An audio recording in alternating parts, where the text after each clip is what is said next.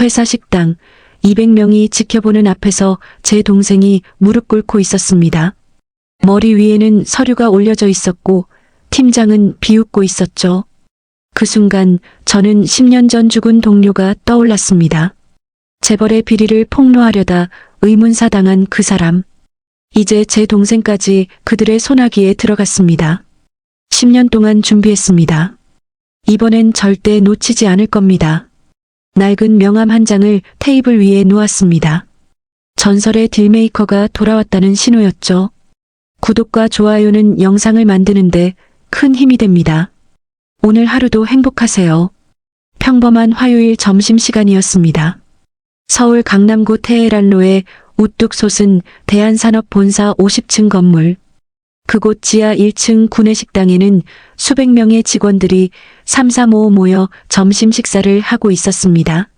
저는 한도윤. 올해 38이 된 프리랜서 경영 컨설턴트입니다. 10년 전까지만 해도 이 업계에서 제 이름 석자는 꽤나 알려져 있었죠. 글로벌 M&A 전문가, 전설의 딜메이커. 젊은 나이에 수천억 원대의 기업 인수합병권을 성사시키며 업계를 주름잡았던 시절이 있었습니다. 하지만 그건 다 옛날 이야기입니다. 지금의 저는 그저 조용히 눈에 띄지 않게 작은 프로젝트들만 맡아 하루하루를 살아가는 평범한 중년 남자일 뿐입니다. 화려했던 과거는 접어두고 그저 조용히 살고 싶었습니다. 아니, 살아야만 했습니다. 그날도 저는 여동생 지윤이를 깜짝 방문하려고 이 거대한 빌딩을 찾았습니다. 지윤이는 2년 전 이 회사에 입사했습니다. 명문대를 졸업하고 치열한 경쟁을 뚫고 들어온 대한산업. 오빠인 저를 닮아 강하고 당찬 성격의 동생이 오빠처럼 멋진 커리어우먼이 되고 싶어요라며 환하게 웃던 그 얼굴이 아직도 생생합니다. 식당 입구에서 동생을 찾으려 둘러보는데 이상하게도 식당 한쪽이 너무 조용했습니다. 200명도 넘는 사람들이 밥을 먹고 있는데 그쪽만큼은 누구도 소리를 내지 않았습니다. 마치 숨소리마저 죽이고 있는 것처럼요. 시선을 따라가 보니 식당 구석 테이블 옆에 한 여자 직원이 무릎을 꿇고 있었습니다. 검은색 정장을 입은 그 직원의 어깨는 미세하게 떨리고 있었고 그녀의 머리 위에는 두꺼운 서류 뭉치가 올려져 있었습니다. 그리고 그 앞에 서 있는 사람. 날카로운 눈매에 차가운 표정을 한 30대 중반쯤 되어 보이는 여성이었습니다. 팔짱을 낀 채 무릎 꿇은 직원을 내려다보고 있는 그녀의 입에서 차갑고 날선 목소리가 흘러나왔습니다. 기획서가 이따위야? 2년차가 이것밖에 못해? 그 순간 저는 무릎 꿇고 있는 직원의 얼굴을 제대로 봤습니다. 제 심장이 얼어붙는 것 같았습니다. 그건 바로 제 동생 한지윤이었습니다. 지윤이의 눈가는 이미 붉게 물들어 있었고 그녀는 필사적으로 눈물을 참으려 애쓰고 있었습니다. 입술을 깨물며 고개를 숙인 채 그저 견디고 있었습니다. 200명이 넘는 직원들이 지켜보는 앞에서 말입니다. 주변 테이블의 직원들은 누구도 말리지 않았습니다. 누군가는 고개를 돌려 외면했고 누군가는 안타까운 눈빛으로 지켜볼 뿐이었습니다. 아무도 나서지 않았습니다. 아니, 나설 수 없었던 것이겠죠. 저는 그 장면을 보는 순간 10년 전 기억이 스쳐 지나갔습니다. 그때도 이랬습니다. 누군가 부당하게 짓밟히는 걸 보면서도 다들 침묵했습니다. 그리고 그 침맥의 결과가 어땠는지 저는 너무나 잘 알고 있습니다. 팔짱을 낀 여성, 그러니까 지윤이의 팀장인 듯한 그녀가 다시 입을 열었습니다. 다시 해. 내일 아침까지. 이번에도 이따위면 인사팀에 보고 올라간다는 거 알지? 지윤이가 떨리는 목소리로 대답했습니다. 죄송합니다, 팀장님. 다시 하겠습니다. 그 목소리에는 억울함과 분노, 그리고 무엇보다 깊은 굴욕감이 배어 있었습니다. 하지만 어쩔 수 없이 참아야 하는 그 서러움이 고스란히 담겨 있었습니다. 저는 더 이상 참을 수 없었습니다. 조용히 살고 싶었던 마음도 눈에 띄지 않으려 했던 각오도 그 순간 모두 사라졌습니다. 제 동생이 저렇게 짓밟히는 걸 보고 가만히 있을 수는 없었습니다. 천천히 걸어가 그 팀장 앞에 섰습니다. 그녀가 저를 올려다봤습니다. 눈빛에는 짜증과 경계심이 가득했습니다. 누구세요? 여긴 직원 전용 공간인데. 저는 아무 말 없이 지갑에서 명함 한 장을 꺼냈습니다. 10년 전 M&A 팀에서 일하던 시절 만들었던 그 명함. 이미 구겨지고 색이 바랜, 하지만 저에게는 너무나 소중한 의미를 지닌 명함이었습니다. 명함을 팀장 앞 테이블에 조용히 내려놓았습니다. 찰칵. 작은 소리였지만 그 순간 식당 분위기가 확 바뀌었습니다. 주변에 앉아있던 몇몇 임원급 직원들의 얼굴색이 순식간에 변했습니다. 한 부장은 수저를 떨어뜨렸고 어떤 이사는 자리에서 벌떡 일어섰다가 다시 주저앉았습니다. 강미나 팀장은 명함을 집어들고 천천히 읽었습니다. 그녀의 표정이 굳어지는 게 보였습니다. 한도윤, M&A 전략본부. 설마. 저는 무릎 꿇고 있는 동생에게 다가가 조용히 말했습니다. 지훈아, 일어나. 지훈이가 고개를 들어 저를 봤습니다. 그녀의 눈에서 드디어 눈물이 흘러내렸습니다. 오빠. 제가 동생을 일으켜 세우는 동안 식당 곳곳에서 속삭임이 들려오기 시작했습니다. 저 명함. 10년 전 그 사람 아니야? M&A 팀 전설이었던 한도윤? 그 한도윤이 진짜 있었어? 저 사람 때문에 부회장님이 직접. 강미나 팀장의 얼굴이 점점 창백해졌습니다. 저는 그녀를 똑바로 바라보며 차갑게 말했습니다. 팀장님, 제 동생이 뭘 잘못했는지 설명해 주시겠습니까? 그녀는 입을 벌렸다 다물었다를 반복했습니다. 아까의 그 당당함은 온데간데 없었습니다. 그게 업무상. 그때 식당 입구 쪽에서 급한 발소리가 들려왔습니다. 정장을 입은 남자 몇 명이 황급히 뛰어오고 있었습니다. 그중 한 명이 크게 숨을 몰아쉬며 말했습니다. 부회장님께서 지금 내려오십니다. 식당이 다시 한번 술렁였습니다. 윤대식 부회장, 대한산업그룹의 2인자이자 10년 전 저와 함께 M&A 팀에서 일했던 그 사람이 직접 내려온다는 것이었습니다. 지훈이가 제 팔을 잡으며 작은 목소리로 물었습니다. 오빠, 무슨 일이야? 갑자기 왜? 저는 동생의 어깨를 토닥이며 대답했습니다. 괜찮아. 이제 오빠가 다 해결할게. 사실 저도 10년 만에 이 세계로 다시 돌아오게 될 줄은 몰랐습니다. 조용히 눈에 띄지 않게 그렇게 살려고 했습니다. 하지만 제 동생이 저렇게 짓밟히는 걸 보고 가만히 있을 수는 없었습니다. 지갑 속 깊이 간직하고 있던 또 다른 명함 한 장을 꺼내 들었습니다. 10년 전 죽은 동료 박준영이 마지막으로 건네준 그 명함. 뒷면에는 작은 글씨로 암호 같은 메시지가 적혀 있었습니다. 진실은 언젠가 밝혀진다. 부탁한다, 도윤아. 준영이 형. 10년을 기다렸습니다. 이제 약속을 지킬 시간입니다. 그리고 이번에는 제 동생도 지켜낼 것입니다. 엘리베이터 문이 열리는 순간 식당 안 공기가 완전히 얼어붙었습니다.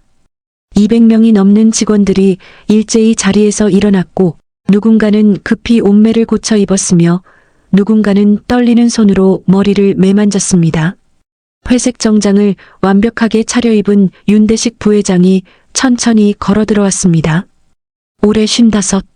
10년이라는 세월이 그의 관자놀이에 흰 머리를 더해 주었지만 여전히 카리스마 넘치는 그 눈빛만큼은 예전 그대로였습니다.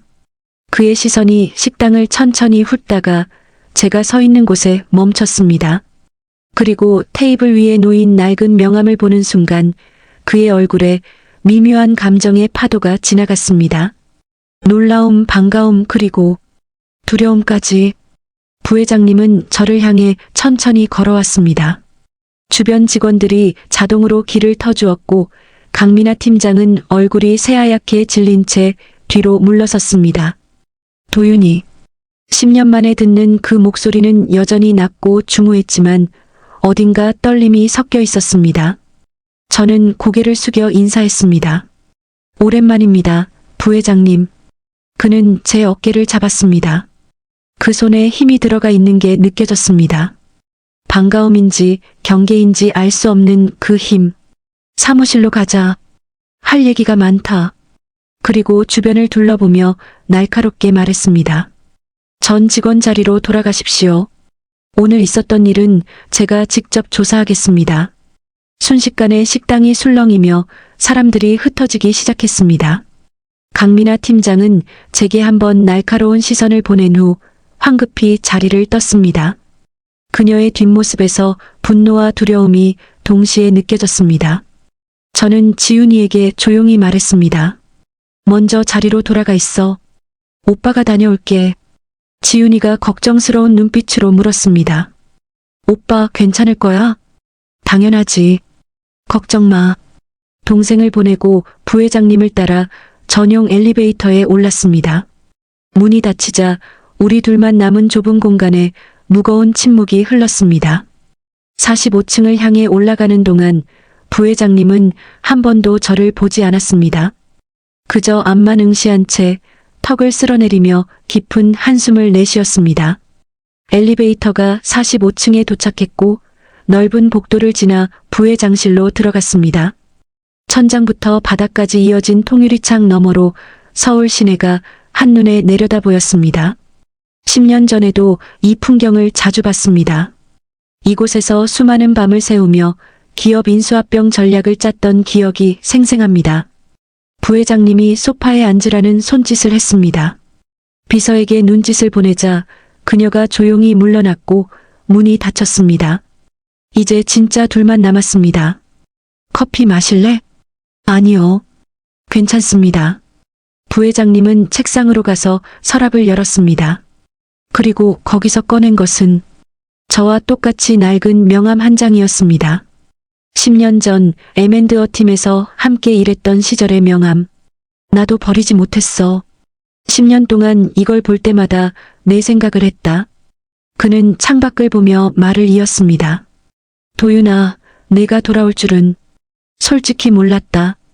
아니, 돌아오지 않기를 바랐는지도 모르겠다. 저는 침묵했습니다. 그의 말이 이해되었기 때문입니다. 준영이 일 이후로 10년이 지났지만 아직도 그날 밤이 생생해. 내가 떠나던 그날 내 얼굴에 있던 표정을 잊을 수가 없어. 박준영, 10년 전 저희 팀의 막내였습니다. 똑똑하고 정의감 넘치던 청년이었죠.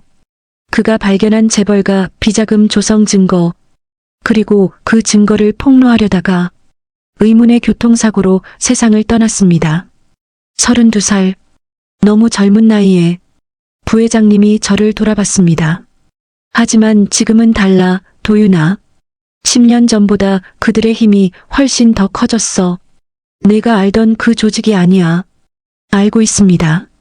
정말 아느냐? 이제는 단순히 한 그룹의 문제가 아니라고. 정치권, 검찰, 언론까지 연결되어 있어. 내가 건드리면.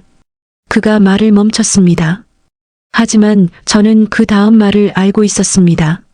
너도 준영이처럼 될 수 있다는 뜻이겠죠. 저는 지갑에서 준영이가 남긴 명함을 꺼내 테이블에 놓았습니다. 부회장님이 그것을 집어들고 뒷면을 읽었습니다. 작은 글씨로 적힌 암호 같은 메시지를. 이건 10년 동안 간직했습니다. 준영이 형이 마지막으로 제게 건넨 거예요. 형님, 저는 이제 더 이상 참을 수 없습니다. 부회장님의 얼굴이 굳어졌습니다. 내 동생 때문에 돌아온 거구나. 네. 제 동생이 저렇게 짓밟히는 걸 보고 가만히 있을 수 없었습니다. 강민아 팀장, 그녀는 왜 저렇게 행동합니까? 부회장님이 깊은 한숨을 내쉬었습니다.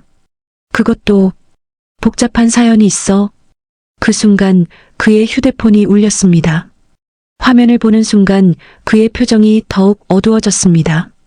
전화를 받지 않았지만 저는 알 수 있었습니다.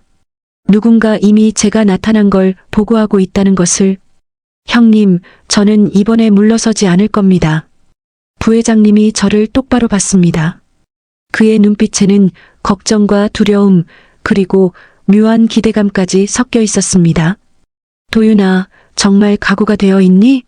이건 전쟁이야. 10년 전보다 훨씬 더 위험한, 각오되어 있습니다. 10년 동안 준비했으니까요. 그 말에 부회장님이 놀란 표정을 지었습니다. 10년 동안 준비했다고? 저는 대답 대신 미소를 지었습니다. 네, 10년은 결코 짧은 시간이 아닙니다. 조용히 살면서도 저는 단 한 번도 준영이 형의 죽음을 잊은 적이 없었습니다. 그리고 언젠가는 반드시 진실을 밝혀내겠다고 다짐했습니다. 그런데 이제 제 동생까지 그 더러운 권력 게임의 희생양이 되려 하고 있었습니다. 더 이상 참을 수 없었습니다. 부회장님의 휴대폰이 다시 울렸습니다. 이번엔 받았습니다. 네, 접니다. 네, 알겠습니다. 통화를 끄는 그의 얼굴은 더욱 심각해져 있었습니다. 도윤아, 그들이 움직이기 시작했어. 내가 나타났다는 보고가 이미 올라갔다. 조심해야 한다. 누구입니까? 그들이란? 부회장님이 창밖을 보며 조용히 말했습니다. 10년 전 준영이를 죽게 만든 그 사람들. 그리고 지금은 그때보다 훨씬 더 많은 사람들이 그 조직에 연결되어 있어. 재벌가 2세, 3세들, 정치인들, 심지어 법조계 인사들까지. 제 주먹이 저절로 쥐어졌습니다. 그럼 강민아 팀장도? 그녀는 말하자면 피해자이기도 해. 하지만 동시에 가해자가 되어버렸지. 생존하기 위해 다른 사람을 짓밟는 악순환. 그게 이 조직이 사람들을 묶어두는 방식이야. 그때 부회장실 문이 벌컥 열렸습니다. 비서가 황급히 들어오며 말했습니다. 부회장님, 큰일 났습니다. 전략기획팀 강민아 팀장이 한지훈 사원을 불러서. 저는 벌떡 일어났습니다. 동생에게 또 무슨 일이 생긴 겁니까? 부회장님도 긴장한 표정으로 물었습니다. 뭐라고? 지금 어디 있어? 42층 전략기획팀 회의실입니다. 강 팀장이 한 사원을 부른 지 20분이 넘었는데 아직도 나오지 않고 있습니다. 저는 더 듣지 않고 밖으로 뛰쳐나갔습니다. 부회장님이 뒤에서 제 이름을 불렀지만 저는 멈출 수 없었습니다. 엘리베이터를 기다릴 시간도 아까워 비상계단으로 뛰어내려갔습니다. 45층에서 42층까지 심장이 미친 듯이 뛰었습니다. 지훈아, 제발 무사해라. 오빠가 간다. 42층에 도착해 전략기획팀으로 달려갔습니다. 복도 끝 회의실 문이 닫혀 있었고 그 안에서 희미하게 목소리가 들려왔습니다. 강민아 팀장의 날카로운 목소리와 동생의 떨리는 목소리. 문을 열려는 순간 누군가 제 팔을 잡았습니다. 돌아보니 한 여직원이었습니다. 그녀는 눈물을 글썽이며 작게 말했습니다. 저도 당했어요. 그 안에서. 제발, 지훈 씨 좀 구해주세요. 그녀의 손이 떨리고 있었습니다. 제 마음속에서 분노가 끓어올랐습니다. 도대체 얼마나 많은 사람들이 이렇게 고통받아왔던 겁니까? 문을 열려는 순간 안에서 무언가 깨지는 소리가 들렸습니다. 그리고 동생의 비명이. 더 이상 참을 수 없었습니다. 문을 벌컥 열었습니다. 회의실 문을 열자마자 보이는 광경에 제 심장이 멎는 것 같았습니다. 바닥에는 깨진 커피잔 파편들이 흩어져 있었고 지훈이는 벽에 등을 기댄 채 서 있었습니다. 그녀의 정장 소매에는 커피 얼룩이 번져 있었고 손등에는 붉은 자국이 보였습니다. 강민아 팀장은 책상에 기댄 채 차갑게 웃고 있었습니다. 그녀의 손에는 빈 커피잔이 들려 있었죠. 분명 던진 것입니다. 제 동생에게. 오빠. 지훈이가 저를 보는 순간 그동안 참았던 눈물이 한꺼번에 쏟아져 내렸습니다.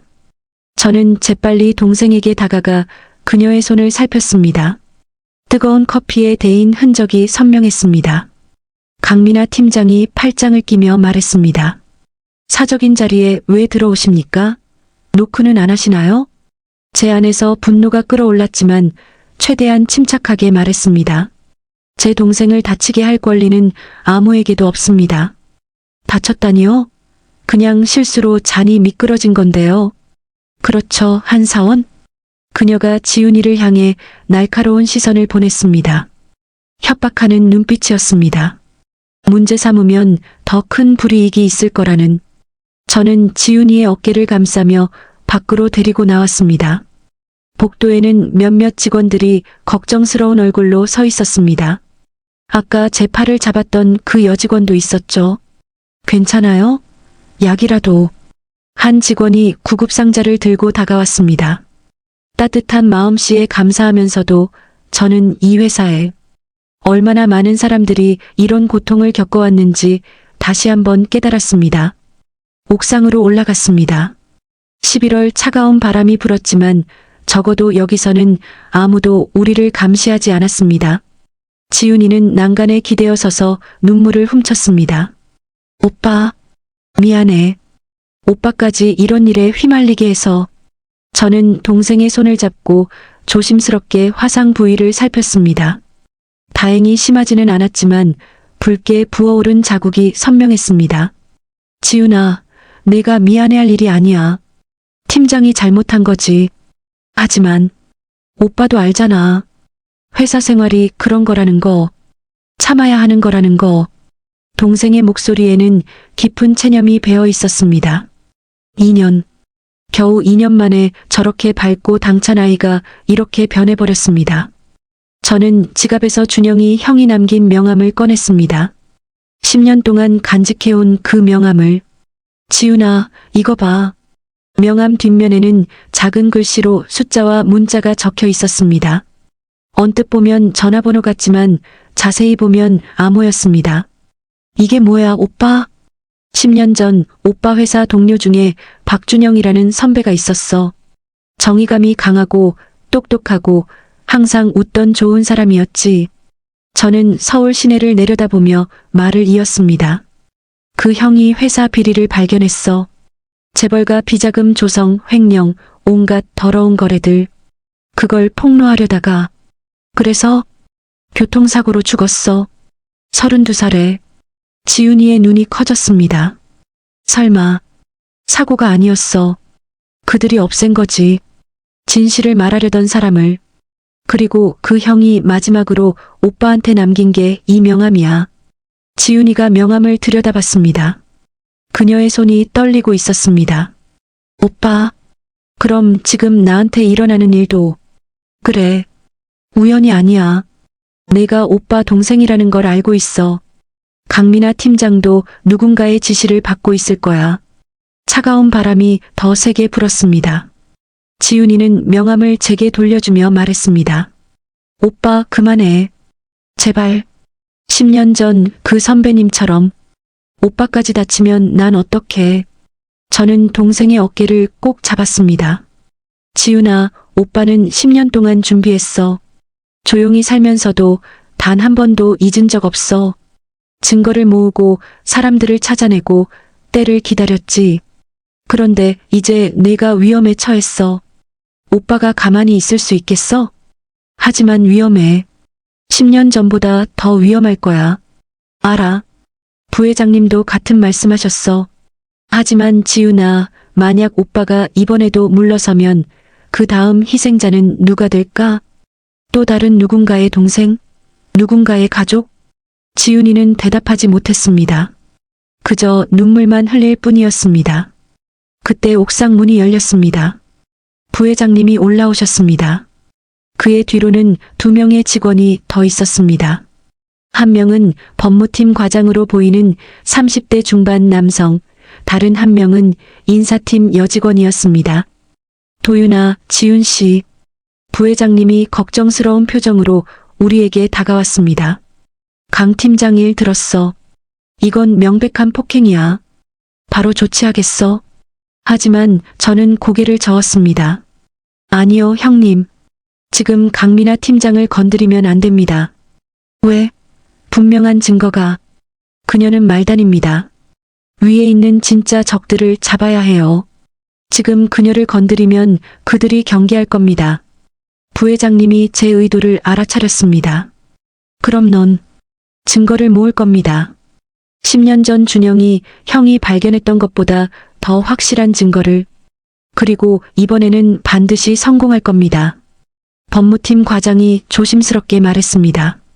한 선생님 혹시 도움이 필요하시면 말씀하십시오. 저도 3년 전부터 이상한 걸 많이 봤습니다. 인사팀 여직원도 용기를 내어 말했습니다. 저도 돕겠습니다. 제 후배도 작년에 강 팀장 때문에 회사를 그만뒀어요. 더 이상 이런 일이 반복되는 걸 볼 수 없어요. 하나둘씩 시작이었습니다. 오랫동안 침묵하고 있던 사람들이 용기를 내기 시작한 것입니다. 그날 저녁 저는 조용한 카페에서 노트북을 펼쳤습니다. 10년 동안 모아온 자료들을 정리하기 시작했습니다. 준영이 형이 남긴 암호를 풀어 찾아낸 비밀 계좌 번호들, 의심스러운 거래 내역들, 이름만 들어도 알만한 재벌가 인사들의 연결고리. 휴대폰이 울렸습니다. 지훈이었습니다. 오빠, 집에 도착했어. 근데 왜? 무슨 일이야? 우리 집 앞에 검은색 차가 계속 서 있어. 아까부터 제 심장이 철렁했습니다. 지금 당장 밖으로 나오지 마. 오빠가 바로 갈게. 전화를 끊고 급히 자리에서 일어났습니다. 시작된 겁니다.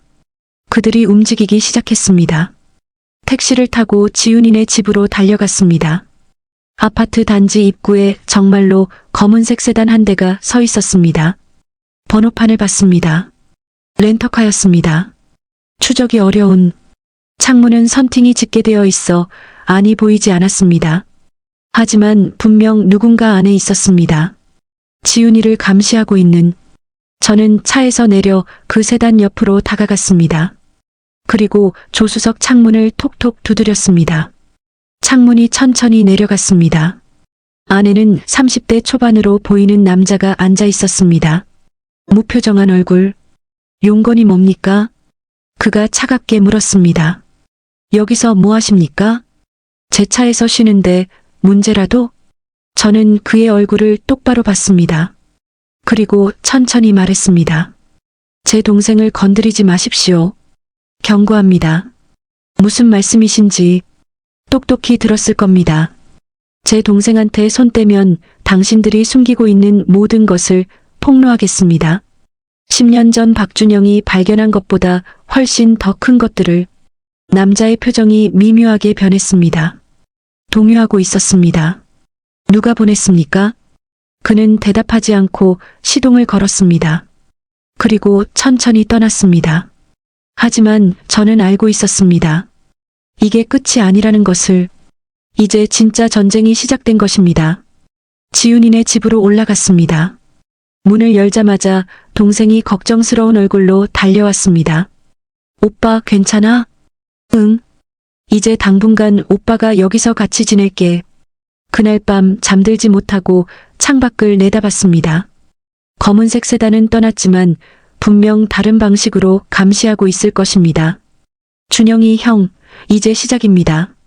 10년 동안 기다린 복수가. 그리고 이번에는 반드시 이길 것입니다. 준영이 형, 이제 시작입니다. 10년 동안 기다린 복수가. 그리고 이번에는 반드시 이길 것입니다. 챕터 3 대표 이미지 프롬프트. 챕터 3- 옥상에서의 결의. A 3버 루프타프 신인 레이트 오텀 콜드 와인드 블로잉.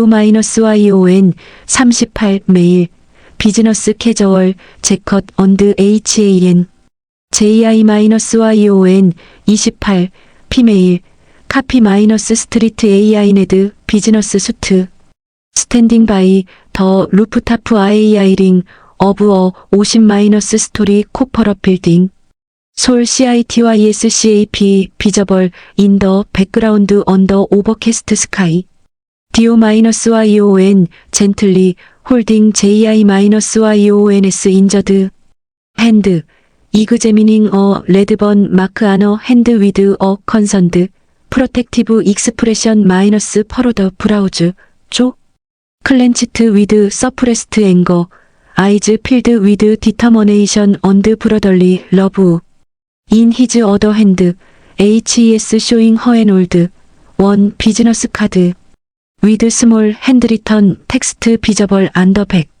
JI-YON 위드 태즈 스트리밍 다운 허 페이스 레드 마이너스 림드 아이즈 이그조스티드 언드 프라이턴드 익스프레션, 숄더즈 슬라이틀리, 헌치트 프롬, 이모셔널 웨이트, 루킹 앳 더 비즈너스 카드 위드 샤크 언드릴 러제이션 도닝 아너 페이스, 허 파스처 쇼잉 보스 피어 언드 그레터투드 포 허 브러더즈 프로텍션, 더 라이팅 이즈 콜드 언드 그레이, 노벤버 애프터눈 라이트, 와인드 블로잉 데어 HAI야, 비하인드 댐인 사프트 포커스, YON DAE-SIK 55, 바이스 CHAIRMAN, 인 그레이 수투 언드 투 어더 엠플로이즈, 스탠딩 에더 리스펙트펄 디스턴스, 와칭 위드 컨선드 익스프레션즈, 더 애트머스피어 이즈 헤비 위드 텐션, 디터머네이션,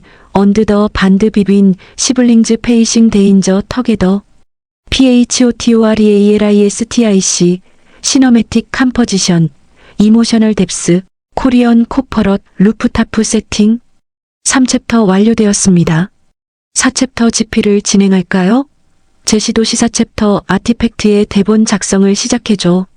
스토리의 내용은 50대, 70대 대 어머님들이 스토리를 들으면서 깊이 빠져들고 다음 챕터의 내용을 궁금해할 수 있는 그런 흥미진진한 스토리로 만들어주고 각 챕터의 글자 수는 3,000자 이상, 4,000자 미만으로 만들어줘.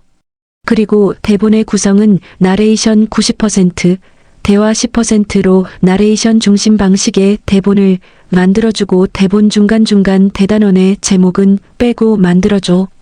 그리고 챕터의 대표 이미지 프롬프트도 한 개 만들어줘. 챕터 4 구성 요소 분석 및 긴장감 있는 스토리 전개 계획. 사용자가 4챕터 작성을 요청했습니다.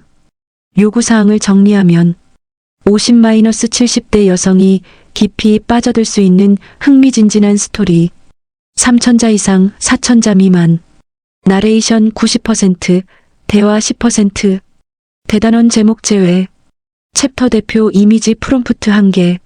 4챕터는 청사진에 따르면 회사 내부 조사가 시작되고 강민아 팀장이 갑자기 실종된다. 도윤은 그녀의 사무실에서 충격적인 파일을 발견한다. 10년 전 박준영이 발견했던 재벌가 비자금 조성.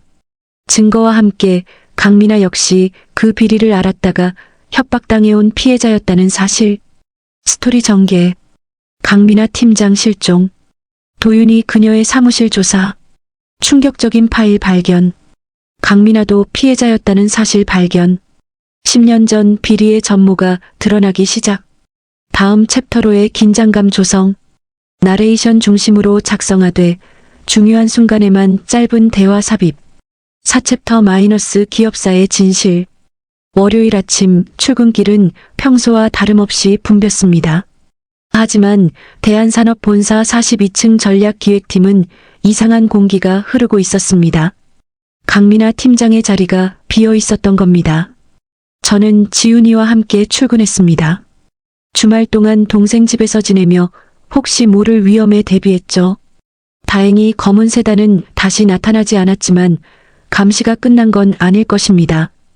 그저 방법을 바꿨을 뿐. 오빠, 팀장님이 안 오셨어. 지훈이가 작은 목소리로 말했습니다.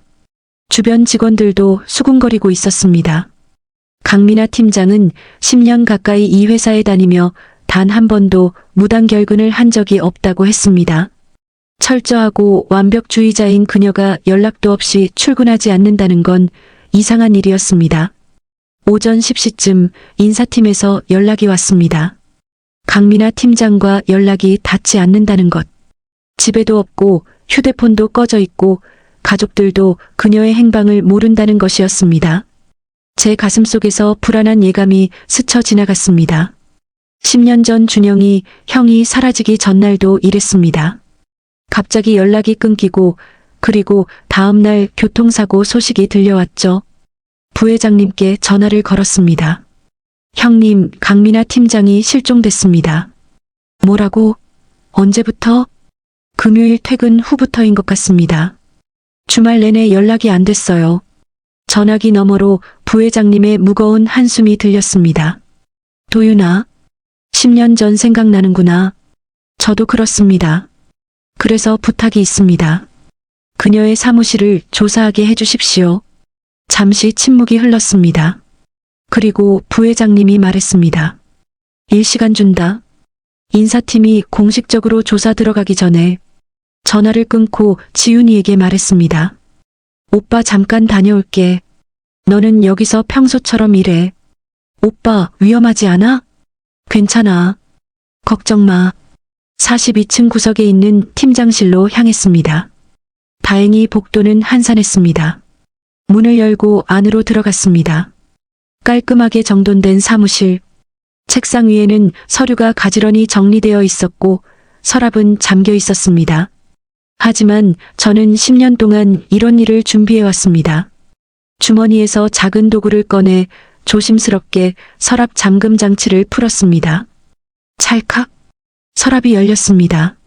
첫 번째 서랍에는 일반적인 문구류와 개인 물품들이 있었습니다. 두 번째 서랍에는 업무 서류들.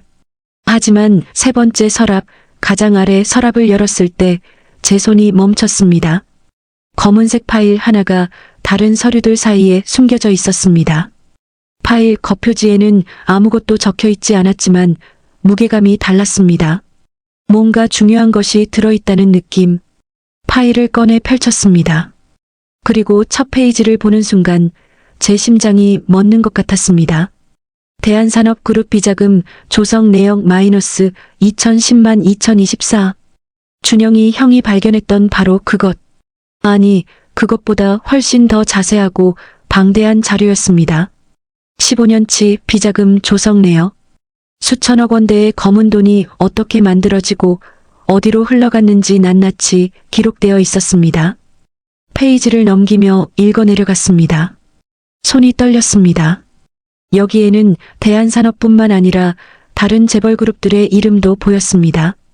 정치인들의 이름도, 검사들의 이름도, 고위 공무원들의 이름도 있었습니다. 그리고 파일 중간쯤 낯익은 필체로 쓰인 메모 한 장이 끼워져 있었습니다. 준영아, 미안해. 형이 살려주지 못해서. 하지만 내가 남긴 자료, 형이 완성했어. 언젠가는 반드시 세상에 알릴게. 강민아 팀장의 필체였습니다. 그 순간 모든 것이 이해됐습니다. 그녀가 왜 그렇게 차갑고 냉혹하게 행동했는지, 왜 부하 직원들을 괴롭혔는지. 다음 페이지를 넘기자 녹음 파일을 담은 USB가 테이프로 붙어 있었습니다. 그리고 그 옆에 또 다른 메모.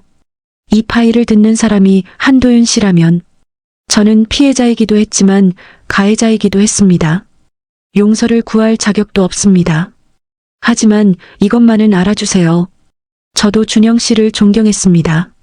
그리고 그가 죽은 후 저도 협박당했습니다. 살기 위해 다른 사람을 짓밟아야 했습니다. 그게 제가 살아남는 방법이었습니다. 눈물이 날 것 같았습니다. 강민아 팀장. 그녀도 이 더러운 시스템의 희생자였던 겁니다. 10년 동안 혼자 준영이 형의 자료를 보완하고 증거를 모으면서도 생존하기 위해 다른 사람들을 괴롭혀야 했던. USB를 주머니에 넣고 파일을 다시 펼쳤습니다. 마지막 페이지에는 더욱 충격적인 내용이 있었습니다. 진짜 주인은 따로 있습니다. 대한산업회장도 다른 그룹 회장들도 그저 앞잡이일 뿐입니다. 진짜 권력은 이들 뒤에 있는 모임에 있습니다. 매월 첫째 주 금요일 그들은 만납니다. 장소는 매번 바뀝니다. 하지만 참석자는 항상 같습니다. 그리고 그 아래 12개의 이름이 적혀 있었습니다. 재벌 2세, 3세들, 정치인들, 전현직 고위 공무원들, 그리고 10년 전 준영이 형의 죽음을 조사했던 경찰서장의 이름까지. 온몸에 소름이 돋았습니다. 이건 단순한 기업 비리가 아니었습니다. 대한민국 권력의 정점에 있는 사람들이 만든 거대한 카르텔이었습니다. 휴대폰으로 모든 페이지를 사진으로 찍었습니다. 그리고 파일을 원래대로 정리해 서랍에 넣으려는 순간 밖에서 발소리가 들렸습니다. 재빨리 서랍을 닫고 잠갔습니다. 그리고 창문 쪽으로 이동해 밖을 보는 척했습니다. 문이 열렸습니다. 인사팀 직원 2명이 들어왔습니다. 누구십니까? 여긴 무단 출입 금지 구역인데요. 저는 한도윤입니다. 부회장님 허락받고 왔습니다. 그들의 표정이 미묘하게 변했습니다. 제 이름을 들은 순간의 그 반응. 이미 저에 대한 소문이 회사 전체에 퍼진 것 같았습니다. 아, 그렇다면 뭐 발견하신 건 있으신가요? 아직은요. 그냥 둘러보고 있었습니다. 거짓말이었습니다. 하지만 아직은 이 사실을 드러낼 때가 아니었습니다. 강민아 팀장이 어디 있는지도 모르는 상황에서 성급하게 움직이면 그녀를 더 위험에 빠뜨릴 수 있었습니다. 사무실을 나와 복도를 걷는데 휴대폰이 울렸습니다. 모르는 번호였습니다.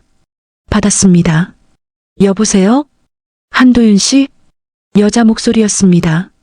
약하고 떨리는 목소리. 하지만 저는 그 목소리의 주인을 알 수 있었습니다. 강민아 팀장님? 저 도와주세요. 제가 지금 통화가 갑자기 끊겼습니다.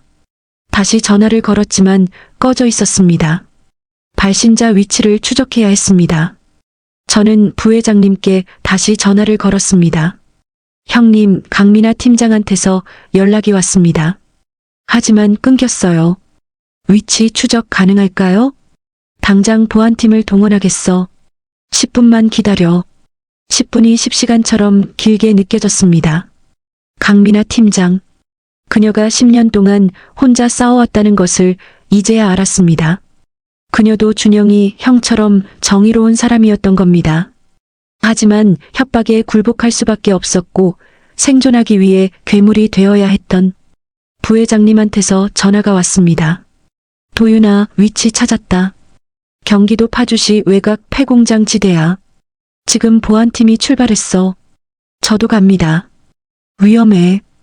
혼자 가면. 형님, 이건 제가 끝내야 할 일입니다. 10년 전 준영이 형을 지키지 못했던 제가, 부회장님은 더 이상 말리지 않았습니다. 그는 저를 이해하고 있었으니까요. 지훈이에게 문자를 보냈습니다. 일 때문에 외근 간다. 저녁까지 돌아올게. 걱정 마. 그리고 회사를 나와 택시를 잡아탔습니다. 파주로 가는 길 창밖 풍경이 빠르게 지나갔습니다. 하지만 제 머릿속은 오직 한 가지 생각뿐이었습니다. 강민아 팀장을 반드시 구해야 한다. 그리고 10년 전 준영이 형을 죽인 그들을 반드시 밝혀내야 한다. 파일 속에 적혀있던 12개의 이름. 그 사람들이 바로 모든 것의 근원이었습니다. 이제 그들과의 진짜 전쟁이 시작될 것입니다. 파주 외곽 폐공장 지대에 도착했을 때는 이미 해가 기울고 있었습니다. 을씨년스러운 건물들이 줄지어 서 있었고 그 사이로 차가운 바람이 불어왔습니다. 부회장님이 보낸 보안팀 차량이 먼저 도착해 있었습니다.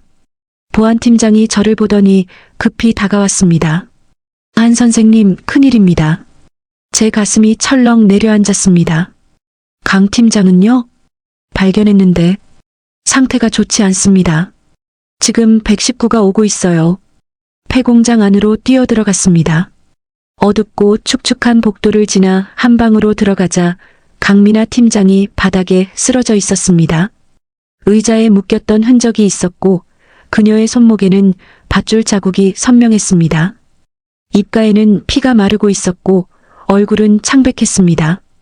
팀장님, 무릎을 꿇고 그녀의 맥박을 확인했습니다. 다행히 아직 살아있었습니다. 하지만 의식은 없었고 숨소리가 가빴습니다. 빨리 구급차.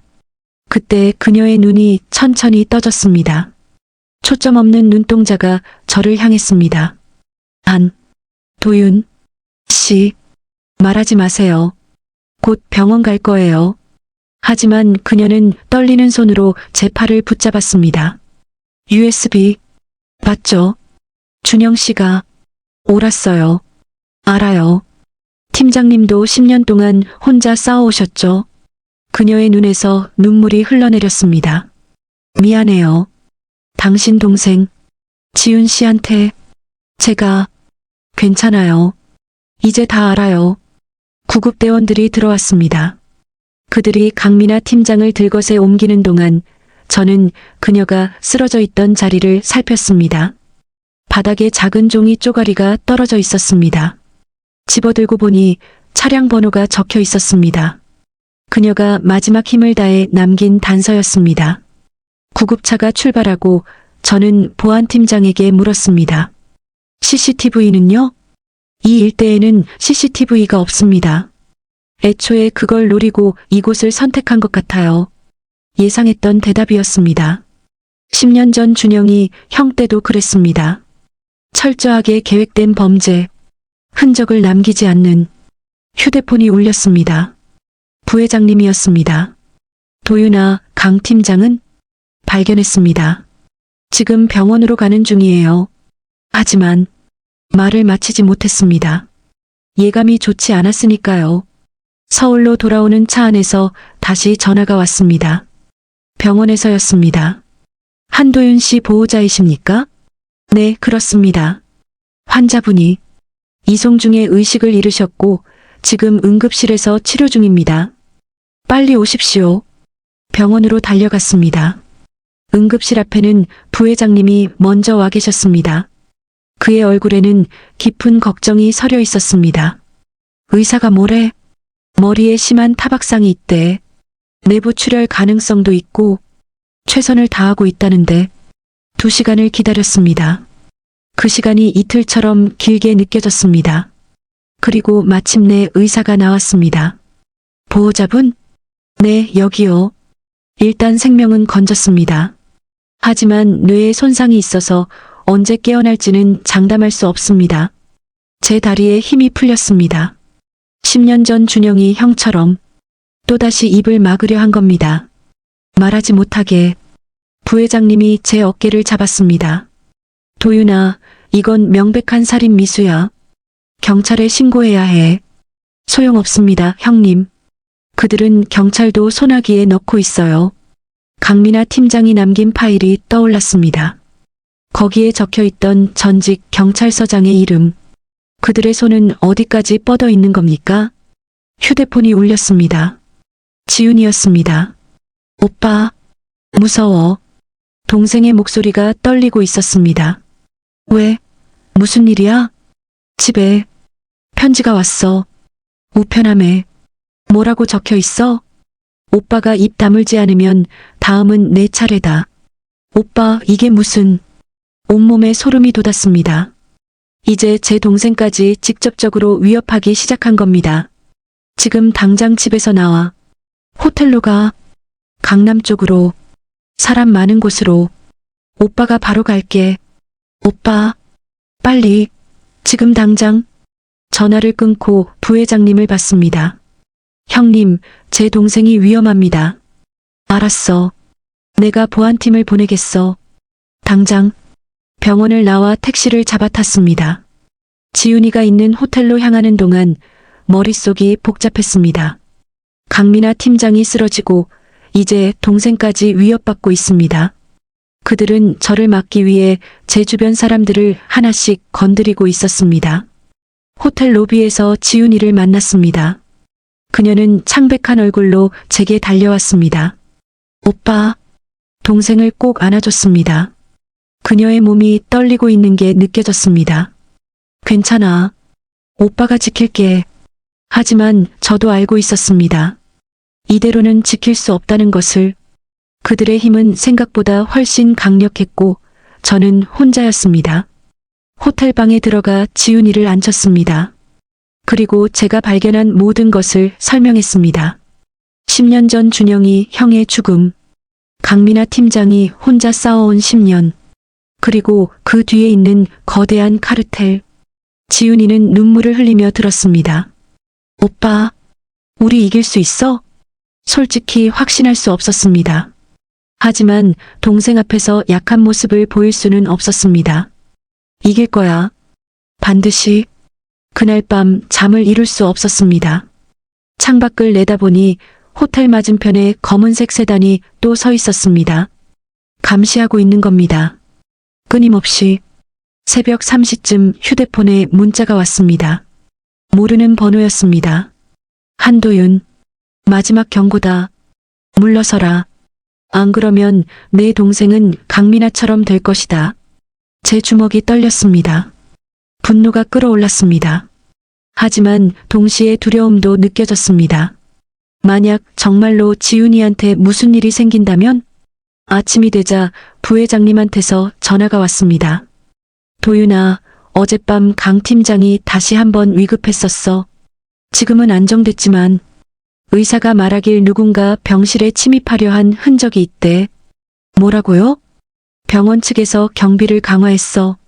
CCTV도 확인했는데 의사 가운을 입은 남자가 밤중에 중환자실 근처를 배회했다고. 그들은 포기하지 않을 겁니다. 강민아 팀장이 깨어나 진실을 말하는 것을 막기 위해 끝까지 시도할 것입니다. 저는 결심했습니다. 더 이상 수동적으로 당할 수만은 없었습니다. 공격해야 했습니다. USB를 꺼내 노트북에 꽂았습니다. 강민아 팀장이 10년 동안 모은 모든 증거, 준영이 형이 발견했던 것보다 훨씬 더 방대하고 구체적인 자료들, 파일을 열고 하나하나 확인했습니다. 그리고 그 안에서 결정적인 단서를 찾았습니다. 매월 첫째 주 금요일 그 모임이 열리는 장소, 이번 달은 서울 강남의 한 고급 레스토랑 지하 VIP룸이었습니다. 오늘이 바로 그날이었습니다. 지훈이가 잠에서 깨어났습니다. 오빠, 어디가? 잠깐 다녀올 일이 있어. 위험한 거 아니야? 저는 동생에게 다가가 그녀의 손을 잡았습니다. 지훈아, 만약 오빠한테 무슨 일이 생기면. 무슨 소리야? 그런 말 하지 마. 들어. 만약 그렇게 되면 이 USB를 언론사에 보내. 그리고 부회장님께 연락해. 알겠지? 지훈이는 눈물을 흘리며 고개를 저었습니다. 싫어. 오빠 혼자 보내기 싫어. 오빠는 괜찮아. 10년 준비했잖아. 이제 끝낼 시간이야. 동생을 안아주고 호텔을 나섰습니다. 강남으로 향하는 택시 안에서 준영이 형이 남긴 명함을 꺼내봤습니다. 진실은 언젠가 밝혀진다. 부탁한다, 도윤아. 형, 이제 약속을 지킬 겁니다. 그리고 이번에는 반드시 성공할 것입니다. 하지만 마음 한구석에는 불안함이 남아 있었습니다. 과연 제가 이 거대한 악과 맞서 이길 수 있을까? 혹시 지훈이한테 위험이 미치는 건 아닐까? 레스토랑이 보이기 시작했습니다. 이제 진짜 전쟁이 시작됩니다. 레스토랑 앞에 도착했을 때는 저녁 7시였습니다. 라 메종, 강남에서도 손꼽히는 고급 프렌치 레스토랑. 예약 없이는 들어갈 수도 없는 곳이었습니다. 하지만 저는 이미 10년 전 이런 곳을 드나들던 사람이었습니다. 방법은 알고 있었습니다. 직원 출입구로 돌아가 주방 쪽으로 들어갔습니다. 주방은 저녁 피크 시간이라 정신없이 바빴습니다. 웨이터 유니폼을 입은 직원 한 명이 화장실로 가는 것을 보고 재빨리 뒤따라갔습니다. 몇 분 후 저는 그 유니폼을 빌려 입고 레스토랑 홀로 나왔습니다. 지하 VIP룸은 계단을 통해 내려가야 했습니다. 입구에는 경비원 한 명이 서 있었고 그는 저를 보더니 손짓으로 제지했습니다. 지하는 오늘 프라이빗 파티라 출입 금지입니다. 알고 있습니다. 와인 서비스 지시받고 왔습니다. 제가 손에 들고 있던 와인 병을 보여주자 경비원은 잠시 망설이다 고개를 끄덕였습니다. 계단을 내려가는 동안 심장이 미친 듯이 뛰었습니다. 10년을 기다린 순간 준영이 형이 목숨 걸고 밝히려 했던 그 진실과 마주하는 순간이었습니다. 지하복도 끝에 있는 VIP룸 문 앞에 섰습니다. 문 틈새로 희미하게 대화 소리가 들렸습니다. 조심스럽게 문을 살짝 열어 안을 들여다봤습니다. 긴 타원형 테이블에 12명의 남자들이 앉아 있었습니다. 강민아 팀장의 파일에서 봤던 바로 그 사람들. 50대에서 70대까지 대한민국 재벌가의 실세들과 고위 공직자들이었습니다. 테이블 상석에 앉은 70대 노인이 입을 열었습니다. 그의 얼굴을 보는 순간 제 숨이 멎었습니다. 전직 국무총리 출신, 지금은 여러 기업의 고문을 맡고 있는 인물이었습니다. 강민아는 어떻게 됐나? 병원에 있습니다. 의식불명 상태입니다. 확실하게 처리했어야지. 10년 전처럼. 10년 전. 준영이 형을 말하는 겁니다. 제 온몸에 소름이 돋았습니다. 한도윤 그놈은 계속 감시 중입니다. 동생을 미끼로 쓰면 어떻겠습니까? 좋아. 그렇게 해. 10년 전에 박준영 처리한 것처럼 깔끔하게 제 주먹이 저절로 쥐어졌습니다. 저들이었습니다. 준영이 형을 죽인 게, 그리고 지금 제 동생까지 죽이려 하고 있었습니다. 휴대폰을 꺼내 조용히 녹음 버튼을 눌렀습니다. 그들의 대화가 하나하나 기록되기 시작했습니다. 이번 비자금 조성은 순조롭게 진행되고 있나? 네. 이번 분기에만 500억 원을 확보했습니다. 다음 주 선거 자금으로 활용할 예정입니다. 좋아. 우리가 밀어준 의원들이 당선되면 검찰개혁법은 자동으로 폐기될 거야. 그럼 우리는 영원히 안전해. 그들은 웃었습니다. 마치 세상 모든 것을 손에 쥔 듯한 오만한 웃음이었습니다. 수십 년간 이 나라의 권력을 쥐고 흔들어 온 그들, 법 위에 군림하며 자신들의 부를 지켜온 그들, 더 이상 참을 수 없었습니다. 조용히 문을 완전히 열고 안으로 들어갔습니다. 웨이터 복장을 한 제가 들어오자 처음에는 아무도 신경 쓰지 않았습니다. 테이블 위에 와인병을 내려놓으며 말했습니다. 안녕하십니까, 여러분. 그제야 그들이 저를 쳐다봤습니다. 이상하다는 눈빛들이었습니다. 누구냐? 저는 웃으며 명함 한 장을 테이블 위에 놓았습니다. 10년 전 M&A 팀 시절의 그 명함. 한도윤입니다. 오랜만입니다. 테이블이 순식간에 술렁였습니다. 몇몇은 자리에서 벌떡 일어났고 누군가는 휴대폰을 꺼내 누군가에게 전화를 걸려 했습니다. 상석의 노인이 차갑게 웃었습니다. 한도윤, 10년 만이군. 자네가 여기까지 찾아올 줄은 몰랐네. 10년 전 박준영 선배를 기억하십니까? 누군지 모르겠는데. 모르실 리 없죠. 여러분이 직접 죽였으니까요. 긴장이 최고조에 달했습니다.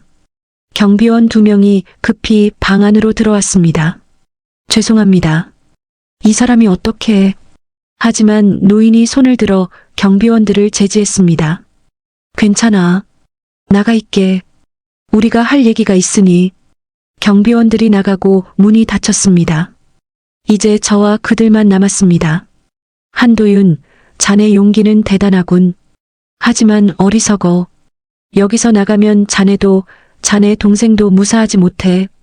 저는 주머니에서 USB를 꺼내 테이블 위에 놓았습니다. 이게 뭔지 아십니까? 노인의 얼굴에 미묘한 변화가 일어났습니다. 강민아 팀장이 10년 동안 모은 증거입니다. 여러분의 비자금 조성 내역, 횡령, 뇌물, 살인 청구까지 15년치가 모두 들어 있습니다. 테이블 주변이 조용해졌습니다. 누군가 침을 삼키는 소리가 들렸습니다. 그리고 방금 여러분의 대화도 모두 녹음했습니다. 박준영 선배를 죽였다는 고백까지요. 노인이 일어섰습니다. 협박하려는 건가? 아니요. 선언하는 겁니다.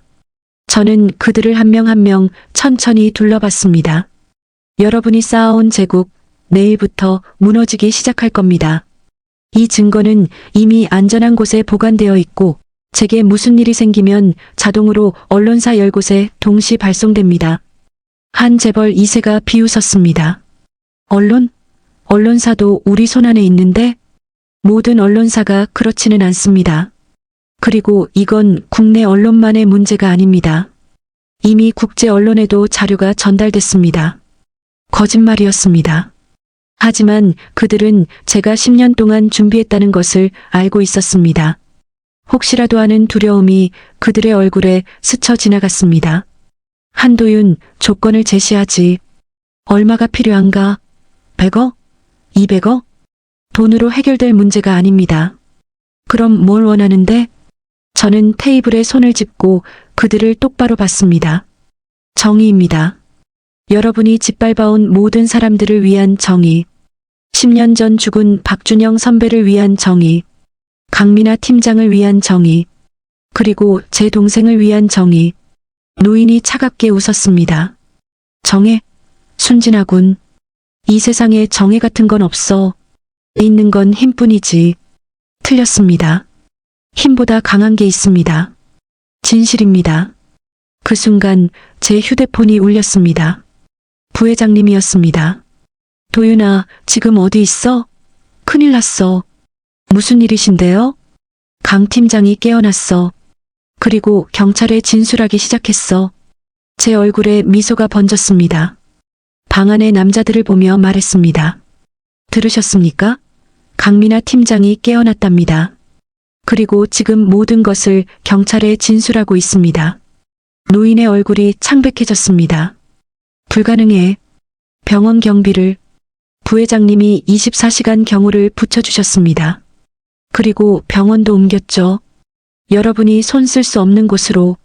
테이블 주변이 패닉 상태가 됐습니다. 누군가는 전화를 걸려 했고 누군가는 자리에서 일어나 나가려 했습니다. 아무도 이 방을 나갈 수 없습니다. 제 말에 그들이 멈췄습니다. 왜냐하면 지금 이 레스토랑은 검찰 특수부가 포위하고 있으니까요. 거짓말이었습니다. 하지만 그들의 얼굴에는 공포가 서려 있었습니다. 수십 년간 법 위에서 군림해온 그들이 처음으로 두려움을 느끼는 순간이었습니다. 저는 USB를 다시 주머니에 넣으며 말했습니다. 준영이 형, 10년 기다렸습니다. 이제 약속을 지키겠습니다. 여러분이 저지른 모든 죄를 세상에 알리겠습니다. 그리고 제 동생, 강민아 팀장, 그리고 여러분에게 짓밟힌 모든 사람들을 위해 반드시 복수하겠습니다. 문을 열고 나가려는 순간 노인이 뒤에서 소리쳤습니다. 한도윤, 자넨 후회하게 될 거야. 저는 돌아보지 않고 대답했습니다. 후회하는 건 여러분이 될 겁니다. 계단을 올라와 레스토랑 밖으로 나왔습니다. 차가운 밤 공기가 제 얼굴을 스쳤습니다. 손이 떨리고 있었습니다. 두려움이 아니었습니다. 분노와 결의가 뒤섞인 떨림이었습니다. 택시를 타고 호텔로 향했습니다. 지훈이에게 전화를 걸었습니다. 오빠? 응. 끝났어. 이제 진짜 복수가 시작돼. 오빠. 무사해. 그래. 걱정 마. 곧 도착할게. 창밖으로 서울의 야경이 펼쳐졌습니다. 이 도시 어딘가에서 준영이 형이 보고 있을 것 같았습니다. 10년 만에 마침내 복수의 첫걸음을 뗀 저를. 이제 진짜 전쟁이 시작됩니다. 하지만 저는 이길 것입니다. 반드시. 다음 날 아침 대한민국이 뒤집혔습니다. 새벽 6시 검찰 특수부 검사 20여 명이 대한산업본사로 들이닥쳤습니다. 압수수색 영장을 들고 말입니다. 회장실, 전략기획팀, 재무팀, 법무팀 모든 부서가 검찰의 조사를 받기 시작했습니다. 저는 호텔방에서 뉴스를 보고 있었습니다. 지훈이가 옆에서 손으로 입을 막으며 화면을 응시했습니다. 속보입니다. 검찰이 대한산업그룹 본사를 정격 압수수색했습니다. 15년간 이어진 비자금 조성 및 횡령 혐의입니다. 앵커의 목소리가 긴박했습니다. 화면에는 검은색 박스를 들고 나오는 검사들의 모습이 보였습니다. 그 안에는 10년, 아니 그 이상의 비리 증거들이 들어있을 것입니다. 또한 전직 국무총리를 포함한 고위 공직자 12명에 대한 체포영장이 청구된 것으로 알려졌습니다. 지훈이가 제 손을 꼭 잡았습니다. 오빠, 진짜 해냈어. 아직 끝난 게 아니야. 이제 시작이지. 하지만 제 가슴속에서는 뭔가 터지는 것 같았습니다. 10년을 기다렸습니다. 준영이 형이 목숨 걸고 밝히려 했던 진실이 드디어 세상에 드러나는 순간이었습니다. 휴대폰이 울렸습니다. 부회장님이었습니다. 도윤아, TV 보고 있어? 네, 형님. 검찰이 어젯밤 내가 준 자료를 받고 곧바로 영장을 청구했대. 그리고 강 팀장의 진술까지 더해지면서 강 팀장은 어떻습니까? 의식이 완전히 돌아왔어. 지금 검찰 조사를 받고 있고. 도윤아, 내가 해냈다. 정말 해냈어. 부회장님의 목소리가 떨리고 있었습니다. 그도 10년 동안 죄책감에 시달렸을 것입니다. 준영이 형을 지키지 못한 것, 그리고 그 후로도 침묵해야 했던 것에 대해 오전 10시쯤 본격적인 체포가 시작됐습니다. 뉴스는 온통 이 소식으로 도배됐습니다. 방금 전직 국무총리 김철수 씨가 자택에서 검찰에 체포됐습니다. 15년간 재벌들로부터 500억 원대의 뇌물을 받은 혐의입니다. 대한산업그룹 회장 역시 긴급 체포됐습니다. 3천억 원대 비자금 조성 및 횡령 혐의입니다. 하나둘씩 무너지기 시작했습니다. 어제까지만 해도 이 나라 권력의 정점에 있던 사람들이 수갑을 차고 끌려가는 모습이 생중계됐습니다. 인터넷은 폭발했습니다. 댓글창이 난리였습니다. 드디어 재벌들이 무너지는구나. 10년 전 박준영 씨 사건도 결국 살인이었던 거네. 한도윤이라는 사람 진짜 대단하다. 정의는 늦지만 반드시 온다. 저는 조용히 미소를 지었습니다. 준영이 형 보고 계시죠? 형이 목숨 걸고 지키려 했던 정의가 지금 실현되고 있습니다. 오후가 되자 병원에서 연락이 왔습니다. 강민아 팀장이 저를 만나고 싶다고 했습니다. 지훈이와 함께 병원으로 향했습니다. 중환자실에서 일반 병실로 옮긴 강민아 팀장은 창백한 얼굴로 누워 있었습니다. 하지만 그녀의 눈빛은 전과 달랐습니다. 더 이상 차갑지 않았습니다. 오히려 편안해 보였습니다. 한 선생님, 지훈 씨, 그녀가 힘없는 목소리로 말했습니다. 지훈이는 잠시 망설이다가 그녀의 침대 옆으로 다가갔습니다. 팀장님, 미안해요. 정말 미안해요. 강민아 팀장의 눈에서 눈물이 흘러내렸습니다. 저도 피해자라고 변명하고 싶지 않아요. 제가 당신을 괴롭힌 건 사실이니까요. 무릎 꿇게 하고 모욕 주고 커피까지 쏟았죠. 지훈이도 눈물을 흘렸습니다. 팀장님도 힘드셨잖아요. 그래도 변명이 안 돼요. 저는 가해자였어요.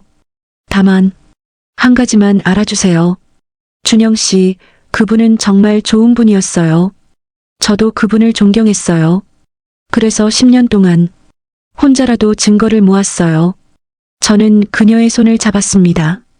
팀장님, 이제 끝났어요. 그들은 더 이상 아무도 괴롭힐 수 없어요. 그녀가 고개를 끄덕였습니다. 뉴스 봤어요. 그들이 체포되는 거 솔직히 시원했어요. 동시에 무서웠고요. 10년 동안 그들이 너무 무서웠어요. 지훈이가 그녀의 다른 손을 잡았습니다. 팀장님, 이제 다시 시작해요. 우리 같이. 두 여자가 눈물을 흘리며 서로를 위로했습니다. 한 명은 가해자였고 한 명은 피해자였지만 결국 둘 다 이 더러운 시스템의 희생자였습니다. 병실을 나와 복도를 걷는데 한 중년 부부가 저를 향해 걸어오고 있었습니다. 50대 후반쯤 되어 보이는 그들의 얼굴에는 깊은 슬픔과 감사함이 동시에 서려 있었습니다. 혹시 한도윤 씨이신가요? 네, 그렇습니다만. 여자분이 눈물을 흘리며 말했습니다. 저희는 박준영의 부모입니다. 제 가슴이 철렁 내려앉았습니다. 준영이 형의 부모님. 10년 전 아들을 잃고 진실도 알지 못한 채 살아오셨을 그분들. 어머님, 아버님. 제 목소리가 떨렸습니다. 준영이 형 어머님이 제 손을 꼭 잡았습니다. 고맙습니다. 정말 고맙습니다. 우리 준영이가 헛되이 죽지 않았다는 걸 이제야 알았어요. 죄송합니다. 제가 더 일찍 아니에요. 10년이라는 시간이 필요했던 거예요. 준비하고 증거 모으고 때를 기다리는. 준영이 형 아버님이 말했습니다. 뉴스 봤어요. 우리 아들이 발견한 비리를 선생님이 끝까지 추적해서 세상에 알렸다고. 아들이 하늘에서 얼마나 기뻐하겠어요. 저는 더 이상 참을 수 없어 눈물을 흘렸습니다. 10년 동안 참았던 눈물이 터져나왔습니다. 형은 진짜 영웅이었어요. 정의로운 사람이었어요. 저는 그저 형이 남긴 일을 마무리했을 뿐입니다. 준영이 형 어머님이 저를 안아주었습니다. 우리 아들이 좋은 후배를 뒀구나. 고마워요, 정말. 그날 저녁 준영이 형의 묘소를 찾았습니다. 서울 외곽의 조용한 공원묘지. 10년 만에 찾는 곳이었습니다. 예전에는 죄책감 때문에 올 수 없었습니다.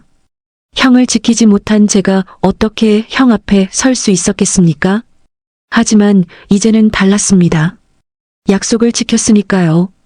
묘비 앞에 무릎을 꿇고 10년 전 그 명함을 꺼내 놓았습니다. 형, 10년 걸렸습니다. 늦어서 죄송합니다. 하지만 약속 지켰어요. 형이 목숨 걸고 지키려 했던 정에 이제 세상에 알렸어요. 바람이 불었습니다. 마치 대답하는 것처럼 형을 죽인 사람들 모두 잡혔어요. 그들이 쌓아 올린 제국 무너졌어요.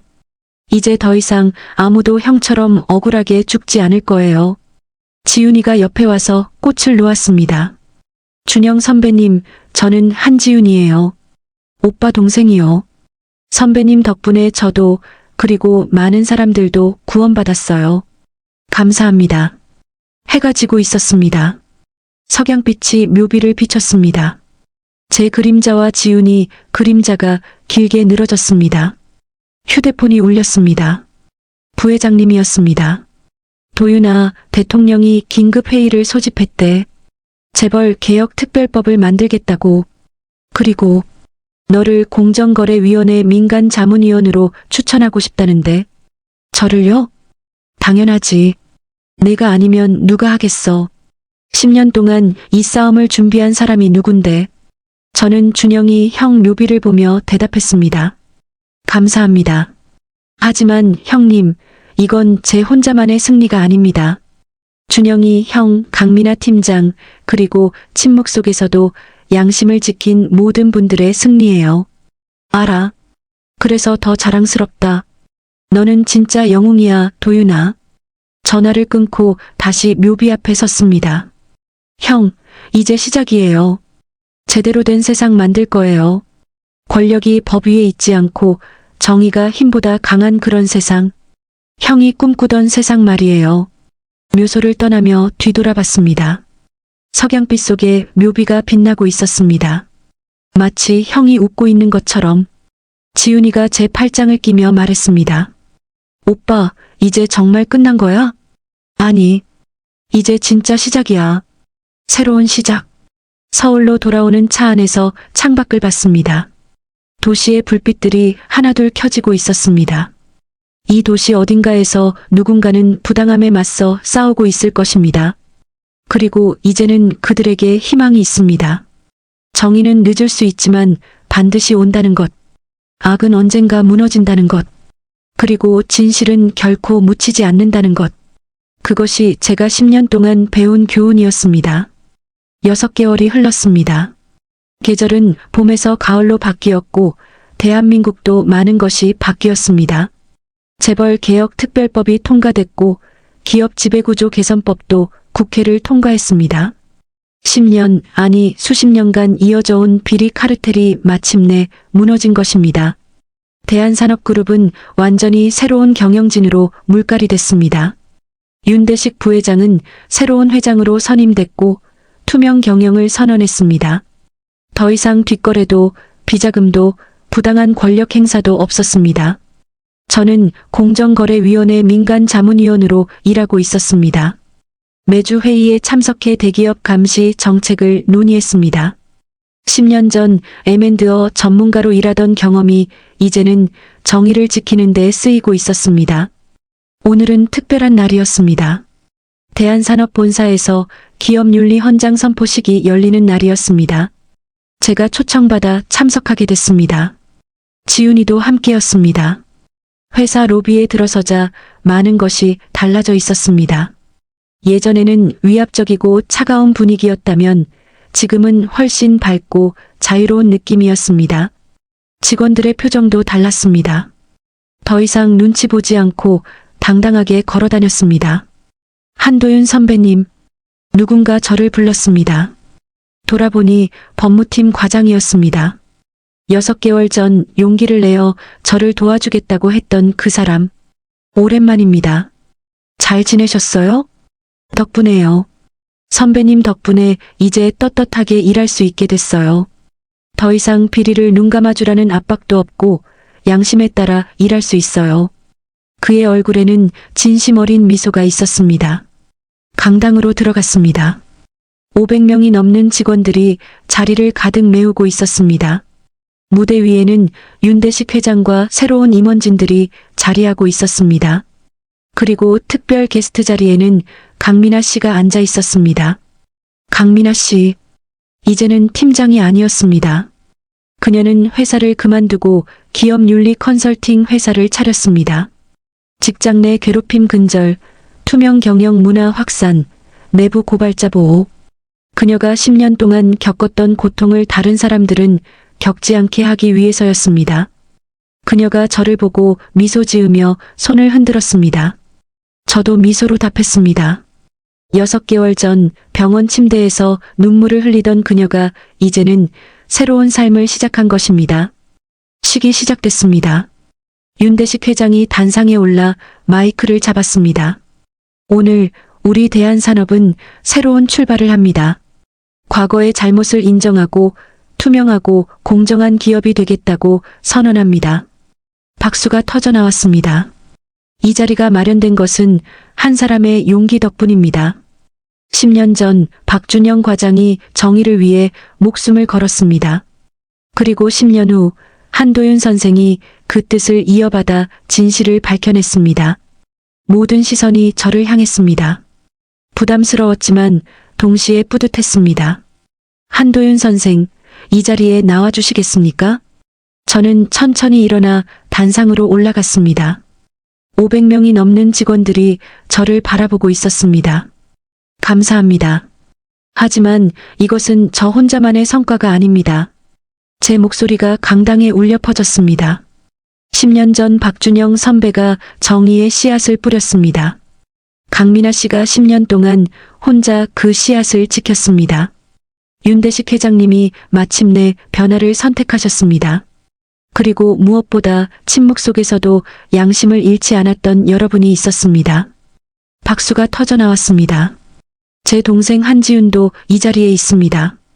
6개월 전만 해도 무릎 꿇고 모욕당했던 그 동생이 이제는 당당하게 여기 서 있습니다. 이것이 진짜 변화입니다. 지윤이가 자리에서 일어나 저를 향해 미소 지었습니다. 그녀의 눈에는 눈물이 고여 있었습니다. 하지만 슬픔의 눈물이 아니었습니다. 감사와 자부심의 눈물이었습니다. 식이 끝나고 직원들이 하나둘 다가와 인사를 건넸습니다. 선생님 덕분에 이제 회사 다니는 게 즐거워요. 제 동생도 대기업 취업 준비 중인데 이제는 자신 있게 추천할 수 있어요. 정의가 이긴다는 걸 보여주셔서 감사합니다.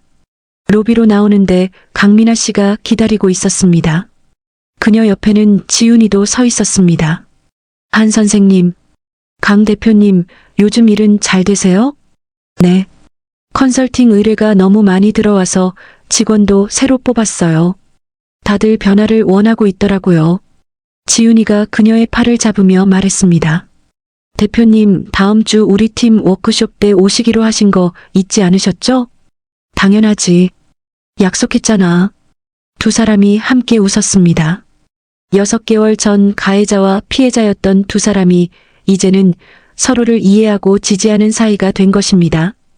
강민아 씨가 진지한 표정으로 말했습니다. 한 선생님, 제가 정말 하고 싶었던 말이 있어요. 말씀하세요. 10년 전 준영 씨가 죽었을 때 저도 그 자리에 있었어요. M&A 팀 인턴이었죠. 준영 씨가 증거를 발견하고 폭로하려던 걸 봤어요. 그리고 제가 말리지 못했어요. 겁이 났거든요. 그녀의 눈에 눈물이 맺혔습니다. 그 죄책감이 10년 동안 저를 괴롭혔어요. 그래서 혼자라도 증거를 모으기 시작한 거예요. 하지만 동시에 생존하기 위해 다른 사람들을 괴롭혀야 했고, 저는 괴물이 됐어요. 저는 그녀의 어깨에 손을 얹었습니다. 아니에요. 당신도 피해자였어요. 그리고 결국 당신이 모은 증거가 모든 것을 바꿨잖아요. 그래도 지윤 씨한테 한 일은 용서받을 수 없어요. 지윤이가 그녀를 안아줬습니다. 대표님, 저 이미 다 용서했어요. 우리 이제 앞만 보고 가요. 세 사람이 함께 포옹했습니다. 가해자, 피해자, 그리고 구원자. 하지만 결국 우리 모두는 같은 목표를 향해 나아가는 동료였습니다. 저녁, 저는 준영이 형의 부모님을 찾아뵀습니다. 약속이 있었습니다. 조용한 한정식집. 준영이 형 어머님이 따뜻한 미소로 맞아주셨습니다. 도윤이, 어서 와요. 어머님, 아버님, 안녕하세요. 식사를 하며 많은 이야기를 나눴습니다. 6개월 동안 있었던 일들, 변화한 것들, 그리고 준영이 형 이야기. 우리 준영이가 하늘에서 얼마나 기뻐하겠어요. 자기가 시작한 일이 이렇게 큰 변화를 만들어냈으니. 준영이 형 아버님이 말씀하셨습니다. 도윤이, 우리 아들을 대신해서 고마워요. 진짜 고마워요. 아버님, 제가 더 감사드려야죠. 형이 뿌린 씨앗이었으니까요. 식사를 마치고 나오는데 준영이 형 어머님이 제게 작은 상자를 건네셨습니다. 이거 준영이가 아끼던 물건이에요. 선생님이 가지세요.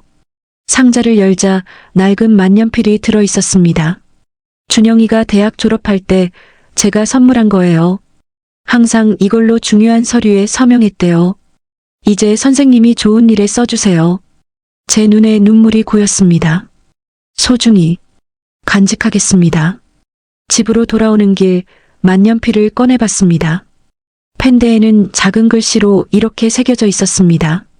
정의는 늦을지언정 반드시 온다. 준영이 형? 맞습니다. 정의는 늦었지만 왔습니다. 그리고 이제는 더 이상 늦지 않을 것입니다. 한 달 후 대통령 표창을 받게 됐습니다. 기업 윤리 확립과 사회정의 구현에 기여한 공로였습니다. 청와대 영빈관에서 열린 시상식, 대통령이 직접 상을 수여했습니다. 한도윤 씨, 당신의 용기가 이 나라를 바꿨습니다. 감사합니다, 카카. 하지만 진짜 영웅은 따로 있습니다. 시상식이 끝나고 기자들이 몰려왔습니다. 한 선생님, 소감 한 말씀 부탁드립니다. 이 상은 10년 전 돌아가신 박준영 선배님의 것입니다. 그분이 목숨 걸고 지킨 정의가 오늘 이 자리를 만들었습니다. 저는 그저 마무리를 했을 뿐입니다. 그날 밤 지훈이와 함께 한강공원을 걸었습니다. 선선한 가을바람이 불었습니다. 오빠, 행복해? 응. 너는? 나도. 이제 회사 가는 게 무섭지 않아. 오히려 기대돼.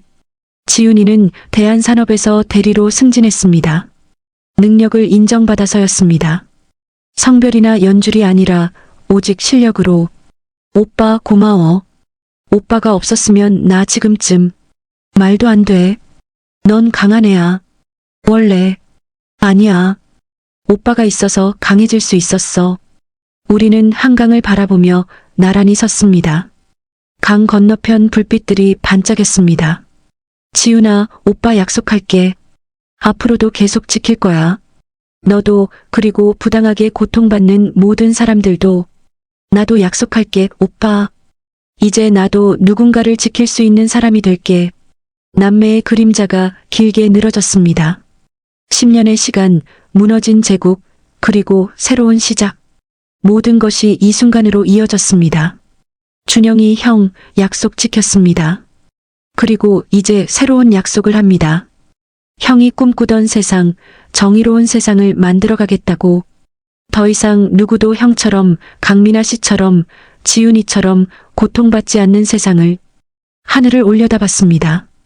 별이 반짝이고 있었습니다. 그중 하나가 유난히 밝게 빛났습니다. 마치 형이 웃고 있는 것처럼. 정의는 늦을지언정 반드시 옵니다. 그리고 진실은 결코 묻히지 않습니다.